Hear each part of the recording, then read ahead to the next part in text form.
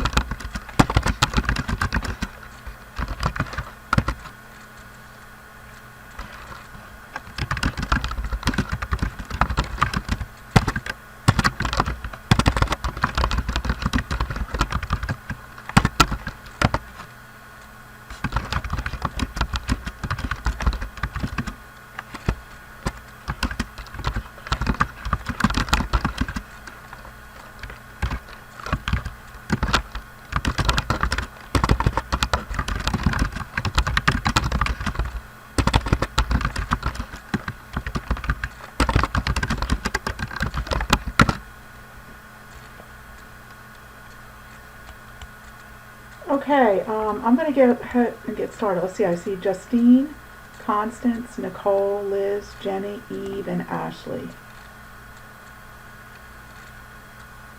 And just to start,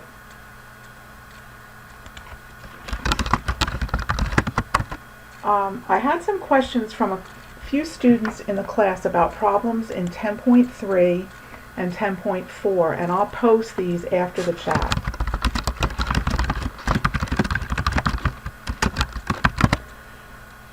So let me just show you the ones that people asked me about. So in this problem here, a student wanted to know, well, how do I know what formula to use? So I'm just going to point out to you, it says use the compound interest formula to compute the total amount accumulated and the interest earned. And here's the critical information that you need right here. Now what you need to know is the formula. And here's our formula for compound interest right here. And so what do we know here? We know that we've got $6,500. Let me just click my next one here. So the principal is $6,500, interest rate is 6%, and it's compounded daily, and they said to use 360, and there's 4 years. And so all we're going to do is drop the numbers on the next slide into the formula. I've given you a couple intermediate steps here. And when you get finished, they would have accumulated $8,262.95. Now on this kind of a problem, unless the question asks you to round to the nearest dollar, you're going to use normal rounding rules, because I did get questions from people about rounding. In this kind of problem, you're going to round as you would usually round. Another one I got, and the question here was how much interest was earned. Actually, there was another part of the question. So here's the accumulated amount. To find the interest earned, we take the accumulated amount and subtract the amount that was invested, and that tells us how much interest was earned. Alright, another one I had a question on was this one here, which is again another one of the compound interest problems that I just worked out. So it didn't tell you here what to use, but you know it's a compound interest because they want to know how much they'll receive when they cash in the CD. And so here's the formula. Again, I just dropped the numbers in and a couple clicks and we'll go ahead and solve it. The one thing on this that you might have been confused on, it was 18 months. And remember, the time up here in the formula is always in years. So what did I do? I took 18 divided by 12 and I got 1.5 years. And basically I get back to the 18 months here, which is actually what this exponent is. It's the number of interest accruing periods over the life of the investment. So this is actually 18 months. That's what you get in the exponent. Let me see a couple other ones. This was one where they wanted you to verify the annual percentage yield, and the bank said 7.2% compounds monthly to give 7.8% of an APY. And so here's the formula that you use. And we had an interest rate of 7.2% for 12 periods. Drop the formulas in, or numbers in rather, and go ahead and solve. And it comes out to be actually 7.44%. So the bank was not advertising correctly. Okay, so there was an error there in that one. So that one is not correct. Let me see, there was another one from, oh no, those were the ones 10.3, and then this was from section 10.4. Two problems here. Jack wants to buy a used car, has a cash payment of $12,000. Investment terms are a down payment of $3,000 and 48 monthly payments of $224. What was the finance charge that Jack paid? Notice they didn't tell us the interest rate, so we can't use this table here right now, but what we can do is we know that he borrowed $9,000 because his price was $12,000, but he put down $3,000. And then we can take the monthly payment times the number of payments and figure out what he totally paid to buy the car. And that comes out to be $10,752. Subtract the amount he borrowed, and there's the interest. Okay, so this one was a little bit different because you couldn't use the table because they didn't tell you the interest rate. But now, on the second part of the question, they want to find the APR. So how do you do that? So what you do here is take the finance charge that we just calculated, divide it by the amount financed, and multiply by 100. And when I do that, I come up with 19.467, and then we look in our table and we say for 48 payments, which is the closest figure, and it's right here. So the interest rate was actually 9%. Okay? And then one other one from this chapter, and I did go over this one last week. This was the credit card company, and we're going to figure out this gentleman's minimum payment on April 1st, and then he makes a partial payment, and we want to find out what he's going to pay at the beginning of the next month. So his charge was $2,200, and remember it tells us here that the minimum payment is 1% of the outstanding balance. So if he didn't make any additional payments during that prior month, he's going to owe 1% of $2,200 or $22. Then on May 1st, he makes a partial payment in this part. So he takes $300 and it puts his balance down to $1,900. So for May 1st, he's going to have to pay 1% of that, plus the interest for the $1,900 for the 30 days in April. And so how do we calculate that? We take $1,900 times the 30 days in the month times the interest rate. Notice this is a percent, so I've got to move that decimal or divide by 100 two places to the left. And so he comes out with $22.64. Now notice in this question, and again this is a rounding thing, come up to the nearest dollar, and normally credit cards do that. So what's his payment going to be on May 1st? The $19 plus the $22.64, and then they're going to round it up to $42. All right, so again, this is one of the situations where the you're going with a rounding rule given in the problem, and generally on minimum payments like this, they're always going to round up to the nearest dollar. They're never going to round down, and they're not even going to round off to the nearest cent like I did here. Usually they'll go ahead and round it up. All right, so those were just a couple review questions from last week, and hopefully that'll help you as you're moving forward. But let's go to the material for this week, which is in 10.5 and 10.6, and this is the end of the section now, the end of the unit. This is the last material that'll be on your midterm. So let's just talk about some definitions. Homeowner's mortgage is a long-term loan in which the property is pledged as security for the payment of the difference between the down payment and the sale price. And there are two kinds of loans that you can get, a conventional and an adjustable. And in the conventional, the major difference is the conventional has a fixed interest rate for the duration of the loan. The adjustable has adjustment periods where the amount of interest might change, which means that your payments could change. The interest might go up and it might go down. And lending institutions may require buyers to pay one or more points at the time of closing.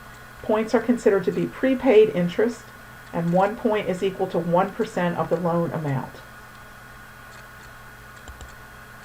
So let's try an example here.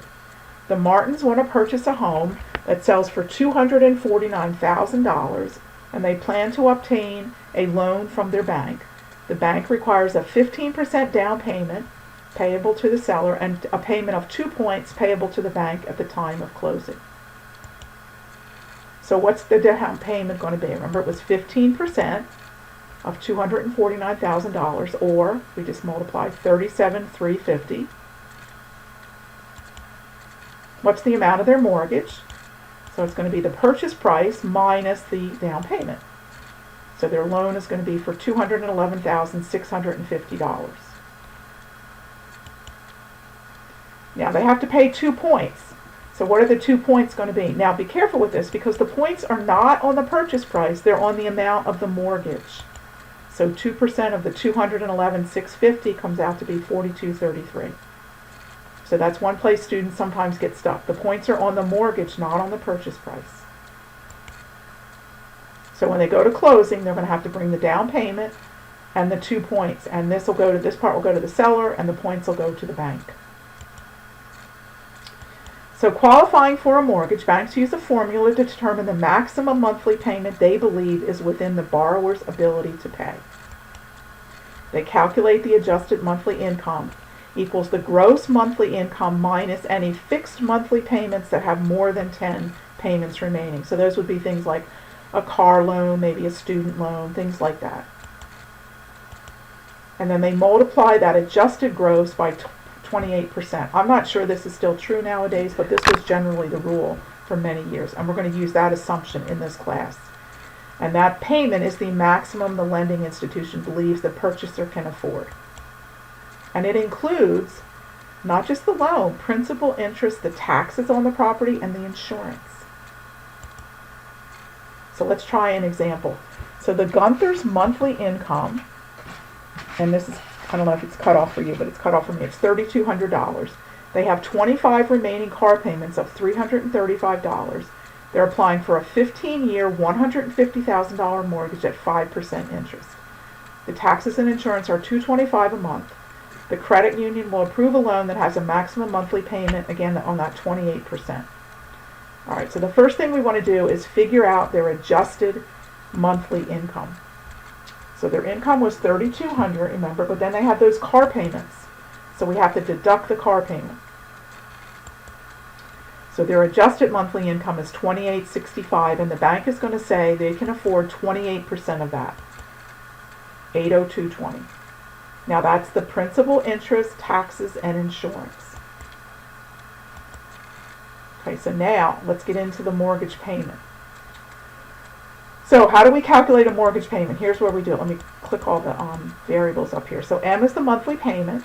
These pieces look familiar from the last section, from the compound interest formula. They're just in a little bit different format. So we've got the principal, we've got the interest rate, we've got the number of payments per year, which is generally 12 for a mortgage monthly. Same things down here. The key to this formula is right here. There's a negative exponent there. When you do the calculations in the denominator, this portion here has to become a number less than 1. If you miss that negative, you'll get a giant number and your problem won't work out. So P is the mortgage amount, R is the interest rate, etc., etc. So now let's go back to the Martins. And again, they're seeking the 30-year, $211,650 mortgage, and they've got actually a pretty high interest rate. So let's figure out what their payment is. So I'm going to drop the numbers into the formula. Okay, so again, don't forget that negative, so critical here. And then when I go to the next slide, I've got some intermediate calculations. Let me jump back for a second. So what I did was I divided this. I went ahead down here and I said, okay, 0.07 divided by 12, just like we did last week with compound interest. Add 1, and then the exponent is going to be negative 360, which I showed here. And then next step, I'm going to simplify the numerator and denominator. Notice again, this quantity has to be less than 1 so that your denominator is still positive. Do that subtraction, and then finally divide. And their mortgage payment is going to be about, remember my approximate here because I'm rounding off a little bit as we go along, but it's going to be approximately $1,408.11. Now, mortgage payments are going to be in that kind of general range. If they're 30 years, they're going to be quite a bit less, maybe $700 or $800. This was a 15-year note, so it's a $1,400, it's a bit higher, but just to give you a ballpark, what kind of numbers you should get. You should get numbers of approximately that. Now again, on this one, they're going to round this one off to the nearest penny. Let me just see. So therefore, in the next slide, you'll just see their payment is going to be $1,408.11. Okay, and then one last question on the Martins. What's the total cost of the house that they purchased? So I think it's interesting for students to see this. And I remember when I talked about this in my spring class, online class, and we went over this, students were really shocked at how much it cost. If you remember, they paid $249,000 for the house. They had a down payment, they had the points, and then we want to calculate the total of all the mortgage payments. And remember, they're going to do 15 years. Theirs was a 15-year, theirs was a 30. Hold on a second. No, theirs is a 30-year. I'm sorry. This is a 30-year mortgage. We're going to multiply 1408.11 by 30 years by 12 payments a year. So here's how much they pay in mortgage payments, and then add on the down payment plus the points. So their $249,000 house over the total 30 years is going to be $548,502.60. So quite a bit more than the purchase price. Now, one thing on mortgages to remember too, if you itemize on your income tax, most of this monthly payment is going to be deductible because most of it's going to be interest. And I didn't put up, I have it in the notes for you, but amortization schedule will show you payment by payment how much of the payment goes to the principal and interest and how much to interest. In the early years of a 30-year mortgage, most of that payment is going to the interest. So that means you'd have a big deduction on your income tax. All right, any questions on that section? We're not going to do anything with variable mortgages in there. Okay, you might have definition questions, but we're not going to do anything with calculating. It's just too complicated. So I think it's just good for you to get an idea of qualifying, the 28% of the adjusted, figuring out what the down payment is, figuring out the points, monthly payments using that formula, and then the total cost, which I think is interesting for students to see.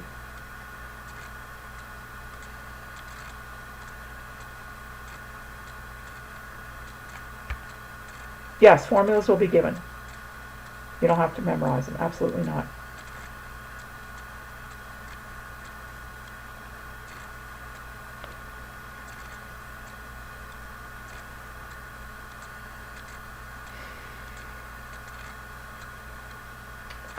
Liz, there's a midterm module in my courses that has a preparation quiz. Is that what you're asking me? We have to finish this unit. This is the last two sections in unit, what are you guys on? Unit 2. And then you'll have this homework and then the unit test, and then there's a preparation quiz to help you get ready for the midterm. And that's in my courses in the midterm module. It's not required, but I urge you to do it because it'll help you get ready.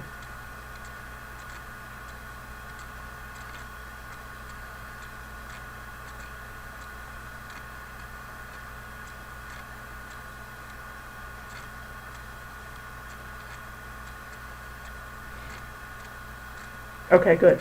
Okay, Liz, are you okay?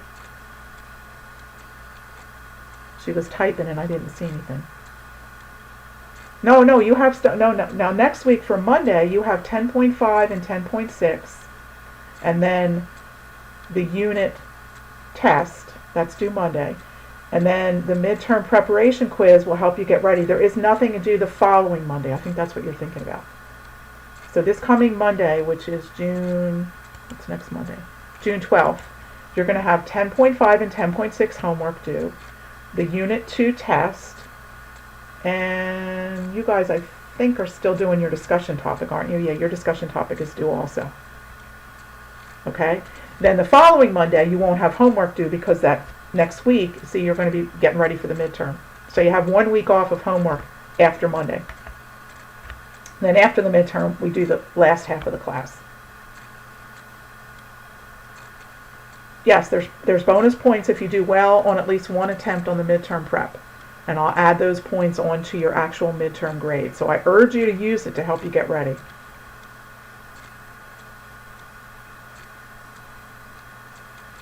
Yeah, well, this is a consumer math unit, so I think it's very useful actually. But yeah, but the formulas will be provided. That's why I want you to look at that prep quiz because it'll show you what the midterm is going to look like.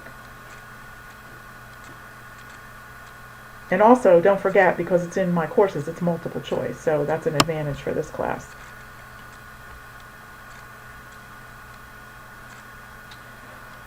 I haven't shown in here, I mean, I've talked you through how to use the calculator, and I would tell you,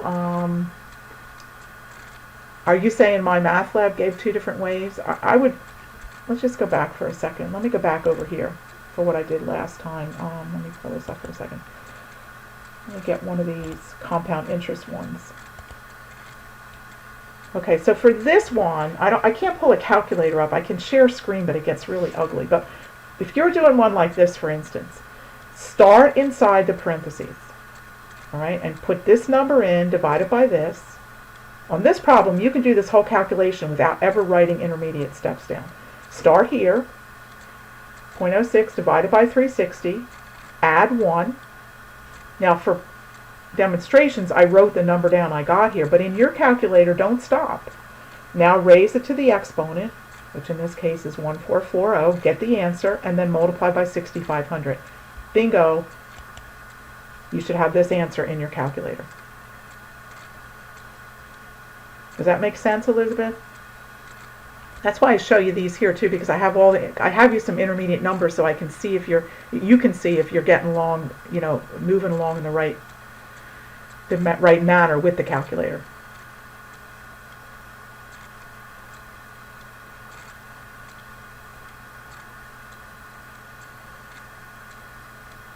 Okay, for your calculator, and it's going to depend on your calculator now. Let me type up here.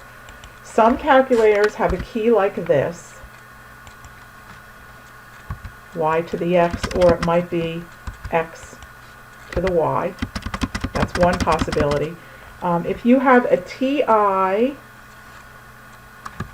8384, I'm sorry that's so tiny, there's a little key, let me draw it.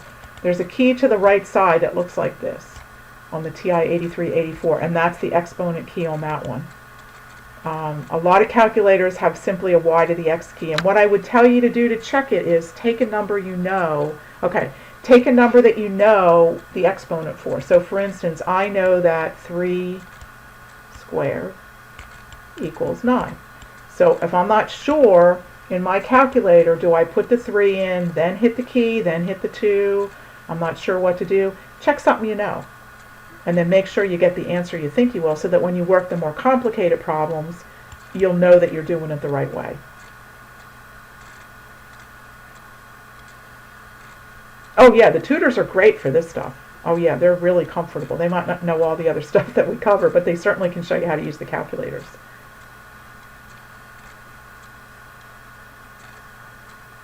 All right, and then let me see. I have another computer which has a TI-83 calculator on. I'll try to make you guys a video. I thought maybe I had, but maybe I didn't. But I'll try to make a little video. But again, you've got all these slides here. Yes, video, okay. You've got these slides here too that show you the intermediate steps. So yeah, so I promise I won't get it done tonight, but I will make you a video, okay? Hopefully my other computer will cooperate. Sometimes it doesn't cooperate real well, so it's a little Surface Pro thing that's kind of cool, but it doesn't always record nicely. Okay, a lot of smiling faces. Okay, there is a video. Okay, good. Well, that's good. Oh yeah, is that that woman, I think? She's pretty good, actually. I think, Justine, I think it's in the folder. I think there's 35 on your midterm. I'm not positive. I'm not absolutely sure, but in the midterm module it tells you. I think it's 35. All right, so let's go to 10.6. Last one. This is the annuities and the sinking funds, and so definitions. Annuity is an account into which or out of which there's a sequence of scheduled payments. So if you're retired, you might buy an annuity where you give the company a certain amount of money, and then they guarantee to pay you so much per month for so many years or until you die or something like that. Sometimes you're actually making the payments in. So this is one where we make equal payments at regular intervals where we're going to accumulate money. It's called an ordinary annuity or a fixed annuity. And the amount of money that is present in it after T years is known as the accumulated amount or the future value. To determine the accumulated amount, we would use a computer, as we see on the next slide, or here's a shows you the first payment, how much you've accumulated, kind of a table of an annuity. And we can also use a formula. Ta-da, here's our formula. Now again, it's the same pieces you've seen elsewhere. Instead now of doing the payment part of it, we're doing how much we're going to accumulate. Very similar to what we worked with before. So here's the monthly payments. Here's the interest rate, number of compounding periods per year. So same pieces that you've used before, just put into a slightly different format. So let's try an example. So Bill and Megan are depositing. Notice the difference. Let me go back for a minute too. Notice the difference here is you're not putting a fixed amount in for the time period, which would be this part here. You're going to put an amount in each time period, and then it's going to, again, accrue interest on interest. So they're going to put in $250 each quarter. The annuity pays 4%. It's compounded quarterly. Determine how much they would have after 35 years. So P is $250, interest rate 0.04, compounded quarterly, 35 years. I'm going to drop the numbers in. So now again, if I was doing this as a student, I would do this part first. This is real easy. And you'll see that on the next slide. The numerator, again, you could do this all in one set of steps. 0.04 in your calculator divided by 4, get the answer. Add 1, get the answer. Raise it to the, 140th power, get the answer. Minus 1 times 250, and then if you've written down the denominator, you just divide and you're finished. So here's my intermediate steps. Let's go back. 0.04 divided by 4 is just 0.01. And you see that here and here. And then I added it to 1 here. I'm going to raise it to the 140th power in my calculator. Everything else stayed the same. Now I'm going to subtract 1. Finally, I'm going to multiply 250 times that number. And then I'm going to divide by 0.01. So if they put in $250 every quarter for 35 years, this is how money grows, they'll have almost $76,000 accumulated at the end of the 35 years.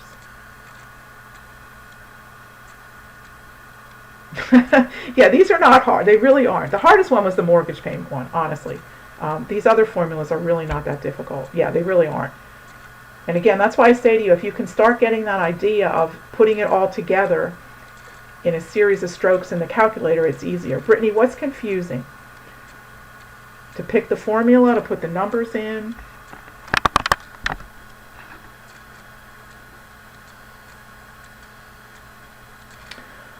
Well, as I remember, you take a look at that prep quiz, I think it's going to be pretty clear which formula to use. I don't think that's going to be a big issue, quite honestly. The only formula you really need to memorize is simple interest.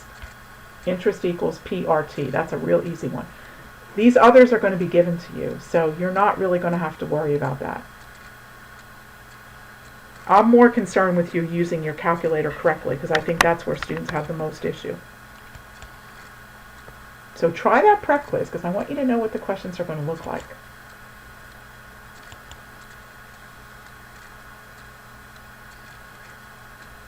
Has anybody tried the prep quiz? I haven't looked. I think some people did. No, I'm going to give you the symbols, but you're going to need to know the positional values for those enumeration systems. That you will have to know for the Mayan and so forth. You will have to know that. But I'll give you the symbols. You'll have a picture of the symbols. So that's one of the few things I think you do need to know. There's not that many to know, really. Okay, let's do another one. Ordinary annuity, determine accumulated amount, $1,000 semi-annual for 20 years at 5%.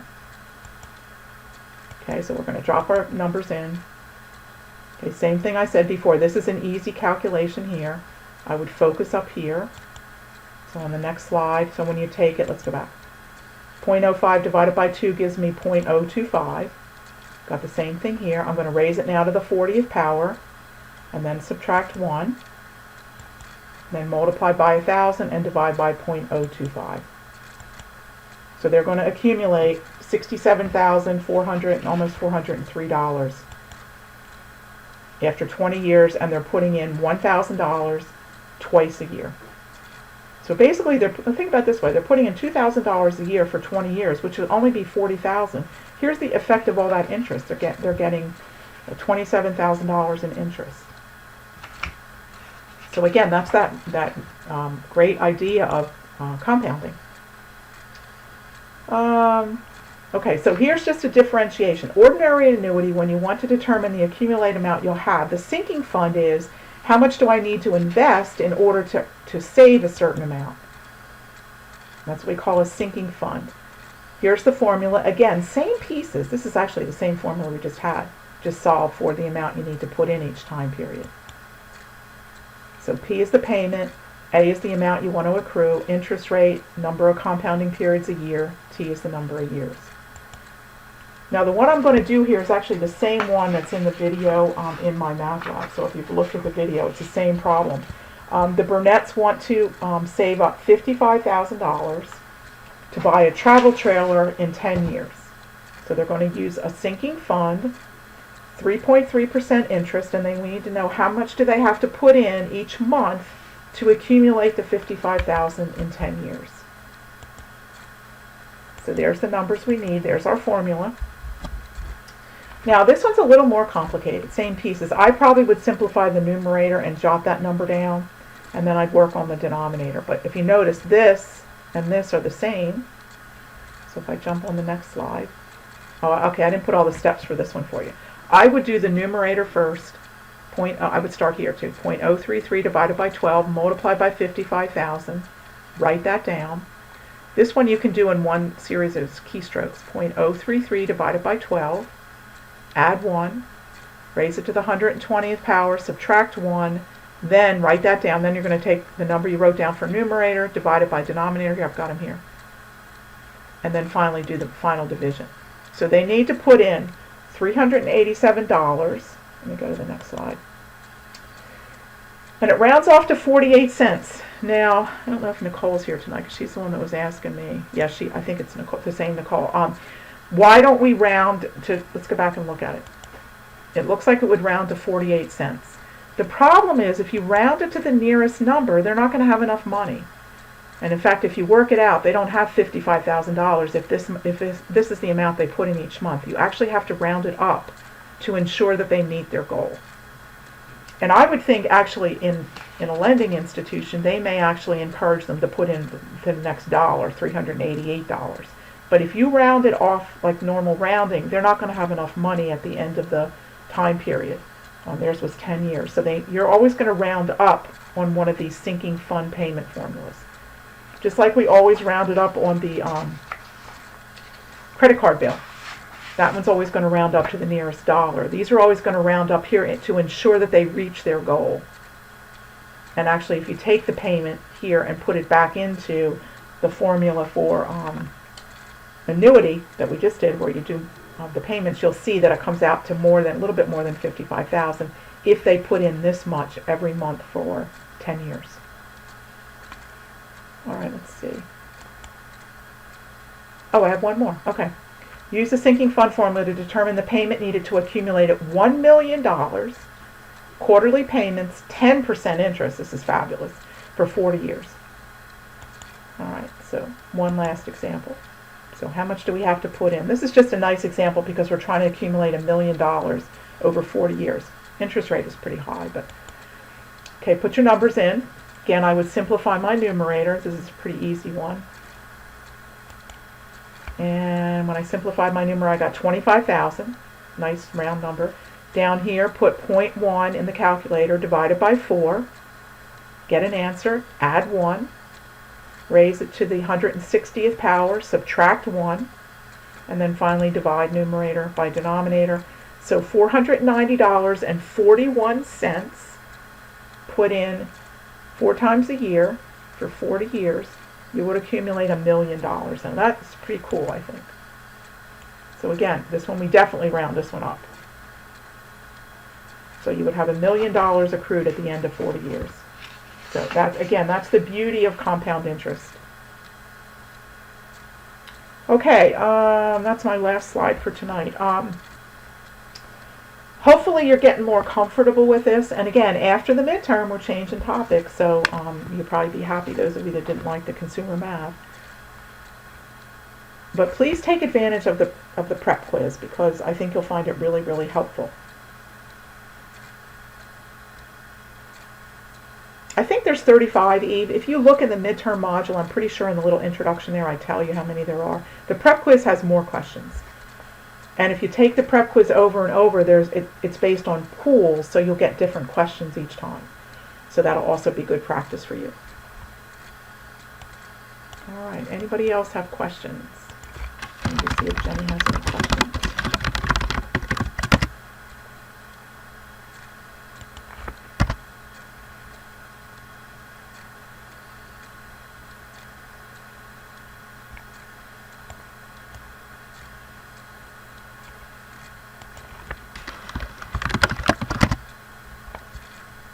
Okay, if you now don't forget, just reiterate, you do have homework due Monday, section 10.5 and 10.6, the Unit 2 test, and the discussion. Yeah, Liz, you can take it as many times as you want. I have students take it 30 times. It's fine. If you take it that many times, you'll probably get some of the same questions because the pools are not that big. But yeah, you can take it as many times as you want. It will close next Thursday night at 11 o'clock, though, because I don't like it open when you're actually going to take your midterm. Some students have gotten confused as to what's the midterm and what's the midterm prep. So it will close at 11 o'clock next Thursday. But next week for our chat, we'll go over a copy of the prep quiz. So I'll post it, actually after the chat tonight, I'll go ahead and post a copy of the prep quiz, and that's the one that we'll go over in the chat. So if you can come to the chat next week, we'll actually work the problems. It's a set of problems anyway. All right, anybody else with questions? The class is doing very, very well, I have to tell you. This is a huge class, by the way, too. And this class is doing really, really well.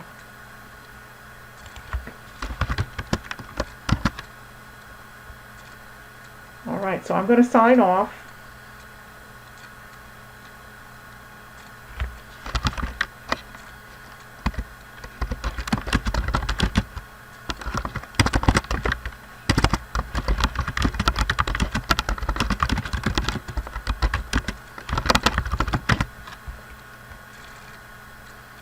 Okay, good night, everybody, and we'll chat again next week.